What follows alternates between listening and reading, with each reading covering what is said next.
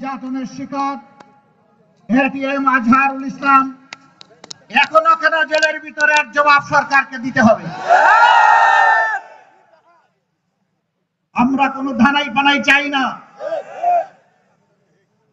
নিষ্কলুষ এই জননেতাকে জনগণের বুকে ফিরিয়ে দিন, জনগণের জন্য কাজ করার সুযোগ সৃষ্টি করে দিন। এই নিষ্কলুষ মানুষগুলোকে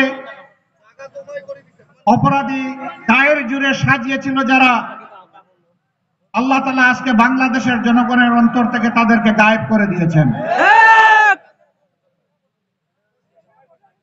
তারা হাজারো মায়ের মুখ খালি করেছে,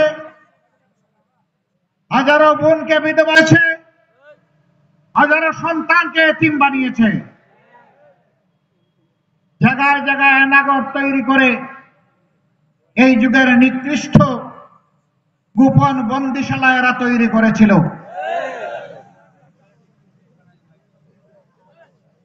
তাদের পুরা শাসনামল জুড়ে মানুষকে সুশাসন দেয় নাই, সোনার বাংলা বানানোর স্লোগান দিয়ে এই বাংলাকে শ্মশান বাংলায় পরিণত করেছিল। তারা বলতো বাংলাদেশ এখন শান্ত। আমি বলতাম হ্যাঁ ঠিকই, বাংলাদেশ শান্ত, তবে এটি সেই জীবন্ত বাংলাদেশ নয়, এটি একটা গুরুস্থান। গুরুস্থানে মুর্দারা যেমন কথা বলে না, বলতে পারে না, বাংলাদেশের 18 কোটি মানুষের কণ্ঠ থেকে তাদের কণ্ঠের ভাষা হাইজ্যাক করে নিয়ে যাওয়া হয়েছিল। কথা বলার অধিকার ছিল না। প্রতিবাদ করলেই প্রতিবাদী মানুষের উপর জুলুমের পাহাড় ভেঙে পড়ত। 15.5 বৎসরে তারা খুন করেছে, গুম করেছে, তারা ধর্ষণ এবং লুণ্ঠনের মহারাজত্ব কায়েম করেছে, চাঁদাবাজ দিয়ে জায়গায় জায়গায় বাংলাদেশকে নাপাক করেছে। সবচাইতে বড় আঘাত দিয়েছে তারা বাংলাদেশ জামাতে ইসলামের উপর। রাজনৈতিক প্রতিপক্ষ হিসাবে আঘাত দেওয়ার জন্য সর্বপ্রথম তারা জামাতকেই বাছাই করে নিয়েছিল। আমাদের মাথার তাজ 1-2 জন করে 11 জন সম্মানিত দায়িত্বশীল নেতাকে তারা জুডিশিয়াল কিলিং এর মাধ্যমে দুনিয়া থেকে বিদায় করেছে। 5 জনকে অন্যায়ভাবে ফাঁসি দিয়েছে। আল্লামা দেলওয়ার হোসেন সাঈদী সহ 6 জনকে জেলের ভিতর মৃত্যুর দিকে ঠেলে দিয়েছে। আমরা সকল হত্যাকাণ্ডের বিচার চাই। শুধু এই কয়টা হত্যাকাণ্ডের নয়, ক্ষমতা আসার পর ঢাকার পিলখানায় 57 জন প্রতিশ্রুতিশীল, চৌকস, দেশপ্রেমিক সেনা অফিসারকে হত্যা করার মধ্য দিয়ে তারা হত্যার মিশন শুরু করেছিল।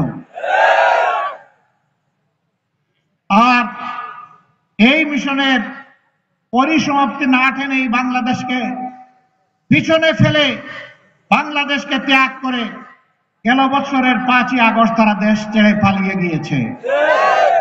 তারা না বলতো অমুক পালায় না। জাতি জানতে চায় তো আপনি কি করেছেন? আপনি পালান নাই তো করেছেনটা কি একটু বলবেন? কে পালায় দেশ থেকে? যে তার মাটি এবং মানুষকে ভালোবাসে সে কি দেশ ছেড়ে কখনো পালায়? যাদের মাটি এবং মানুষের প্রতি কোনো দায় নেই, দরদ নেই, ভালোবাসা নেই, এই বসন্তের কোকিলেরই যখন তাদের সময় তাকে কুহু কুহু ডাকে, আর যখন অপকর্মের শাস্তির মুখোমুখি হয় তখন দেশ ছেড়ে পালিয়ে যায়। ওই আমাদের নেতৃবৃন্দকে মিথ্যা মামলা দিয়ে দফায় দফায় বিচারের নামে অবিচার করে ফাঁসি দিয়েছেন। কেউ তো এই দেশ থেকে পালানোর চেষ্টা করেন নাই। জনাব বীর কাসিম আলী তিনি তো আমেরিকায় ছিলেন। তার পরিবারের সদস্যরা, তার কোন শুভাকাঙ্ক্ষীরা বলেছিল don't come back to Bangladesh, বাংলাদেশে ফিরে আসবেন না এখন। তিনি বলেছিলেন কেন? বলেছে যেমন করে আপনার সমতুল্য অথবা সিনিয়র নেতৃবৃন্দকে তারা জুলুম নির্যাতন করছে, আপনাকেও ছাড় দেবে না। তিনি বলেছিলেন, আমি বাংলার মাটির সন্তান, আমার আল্লাহ আমার দেশে পয়দা করেছেন, আমি বাংলাদেশে ফিরে যাব, আমি আদালতে মোকাবেলা করব, কাঠগড়ায় দাঁড়িয়ে বলবো আমার বিরুদ্ধে আনিত অভিযোগ মিথ্যা। তিনি জেনে শুনে ফাঁসির রশি তার গলায় ঝুলতে পারে এইটা জেনেও তিনি যেহেতু নিষ্কলুষ ছিলেন, নিরপরাধ ছিলেন, তার দুঃসাহস এবং সৎ সাহস ছিল। তিনি দেশকে ভালোবাসতেন, তিনি দেশকে বদলানোর, যুবকদের হাতে হাতে কাজ তুলে দেওয়ার তিনি ছিলেন এক মহাকারিগর। তাই মৃত্যু জেনেও তিনি দেশে এসেছিলেন। আপনারা পালিয়ে গেলেন কেন? আর গেলেন তো গেলেন, শেষ পর্যন্ত কলা পাতায় ঘুমাইলেন।